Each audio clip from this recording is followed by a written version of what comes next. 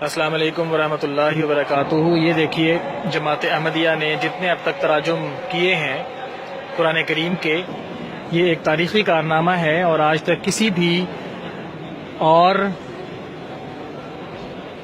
تنظیم کو یا جماعت کو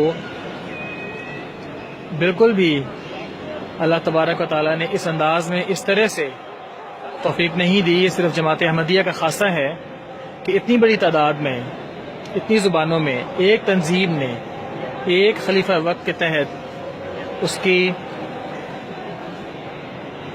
اتباع میں حکم کی تعمیل کرتے ہوئے دن رات لگا کر قرآن کریم کے تراجم مکمل کیے ہوں۔